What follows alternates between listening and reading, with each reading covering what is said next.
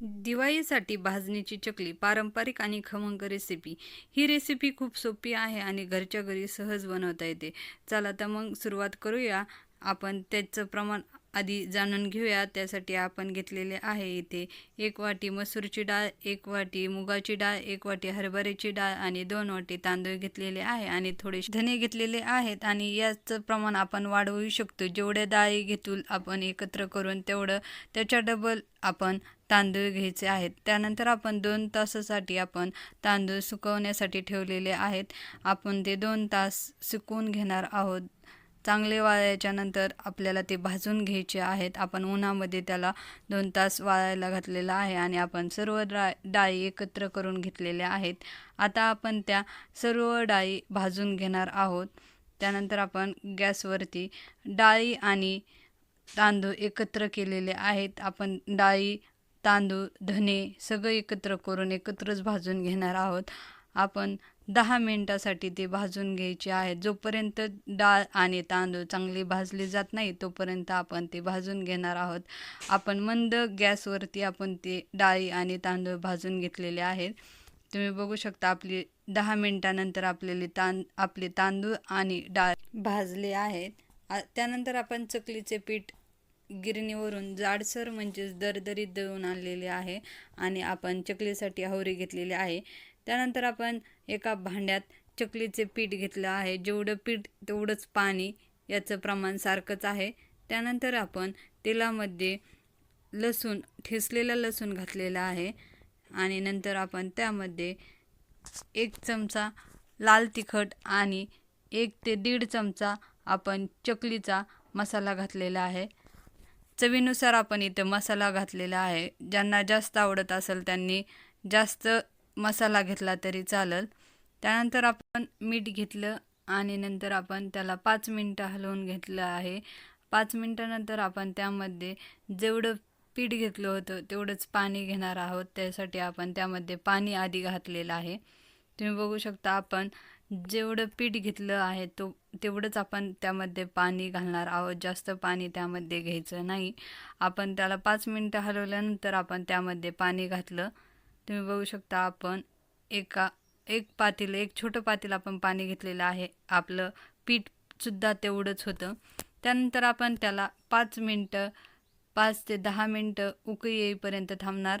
नंतर उकळी आल्याच्या नंतर आपण त्यामध्ये गॅस बंद केलेला आहे आणि नंतर आपण त्यामध्ये थोडं थोडं करून आपण त्यामध्ये पीठ घालायचं आहे।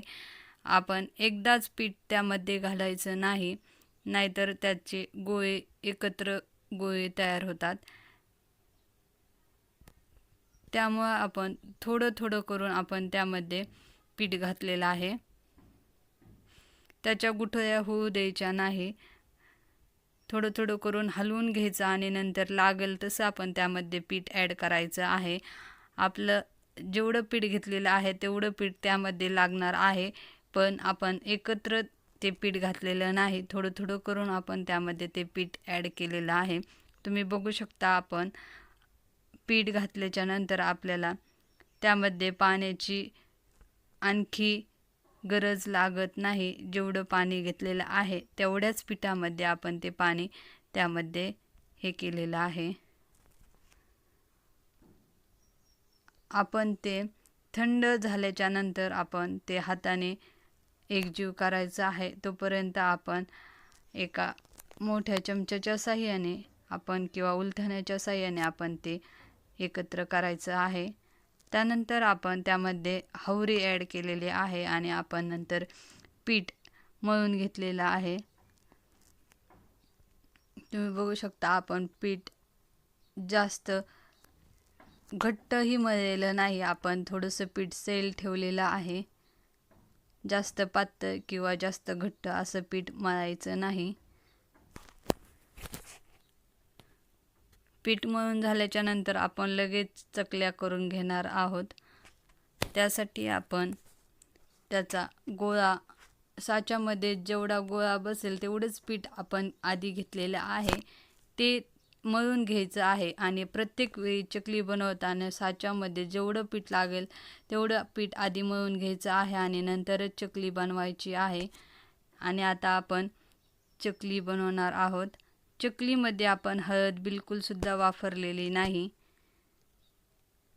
हळद जर वापरली तर चकलीचा कलर काळा येतो, त्यासाठी आपण त्यामध्ये हळद वापरलेली नाही.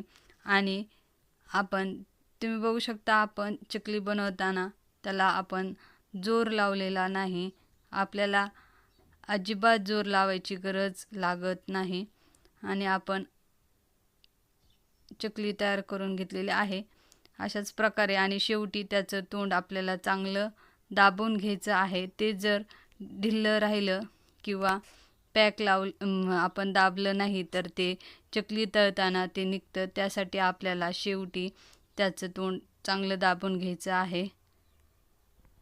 ते बघू शकता, अशाच प्रकारे आपण सर्व चकल्या तयार करून घेणार आहोत.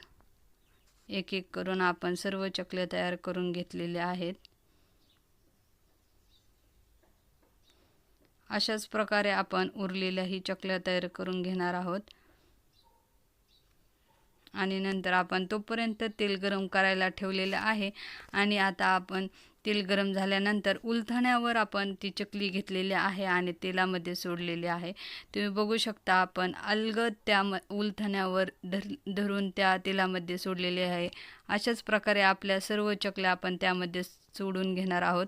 आणि तळताना गॅस आपला फास्टच ठेवायचा आहे आणि तेल जास्त गरम झालेलंच असावं. जर तेल गरम झालेलं नसेल आणि आपण जर चकली त्यामध्ये टाकली तर चकली विरघळते. मंद गॅस करायचा नाही, आपल्याला फास्ट गॅसवरच चकल्या तळून घ्यायच्या आहेत. तुम्ही बघू शकता, आपण सर्व चकल्या त्यामध्ये टाकलेल्या आहेत. आपण त्याला पलटी करून घेणार आहोत. आणि जेव्हा चकल्या तेलात सोडल्या आणि नंतर गॅस फास्ट केलेला आहे आणि तेलातील बुडबुडे कमी होत नाहीत तोपर्यंत आपण चकली तेलात तळून घ्यायची आहे. आणि बुडबुडे कमी झाले की चकली चांगली तळली असे समजावे आणि मगच चकली काढावी. आता आपण चकली काढून घेतलेली आहे.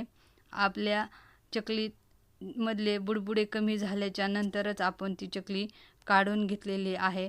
अशाच प्रकारे आपण राहिलेल्या पिठाच्या चकल्या तयार करून घेणार आहोत. तुम्ही बघू शकता, आपण त्याच पद्धतीने सर्व चकल्या तयार करून घेणार आहोत. एक एक करून आपण सर्व चकल्या तयार करून घेतलेल्या आहेत. आणि ही चकली खूप दिवस टिकते आणि अतिशय कुरकुरीत खमंग अशी लागते. तुम्ही पण एकदा नक्की बनवून बघा. आणि अशाच प्रकारे आपण सर्व चकल्या परत एकदा आपण तेलामध्ये सोडलेल्या आहेत आणि तळून घेतलेल्या आहेत. त्यासाठी चकली खुसखुशीत होताना आपण उकड काढताना त्यामध्ये 2 चमचे तेल घातले होते. त्यामुळे चकली छान खुसखुशीत होते आणि तेलकटही होत नाही. अशाच प्रकारे आता आपण सर्व चकल्या काढून घेतलेल्या आहेत. आपल्या चकल्या तयार झालेल्या आहेत. आपण सर्व चकल्या तयार करून घेतलेल्या आहेत. तुम्ही बघू शकता, आपली चकली तयार झालेली आहे. तर ही होती भाजणीची चकली बनवण्याची सोपी आणि पारंपरिक रेसिपी. तुम्हाला ही रेसिपी कशी वाटली ते कमेंटमध्ये नक्की सांगा. तुम्ही नक्की ट्राय करून बघा आणि आवडल्यास चॅनलला लाईक करा, शेअर करा आणि सबस्क्राईब करायला विसरू नका. धन्यवाद.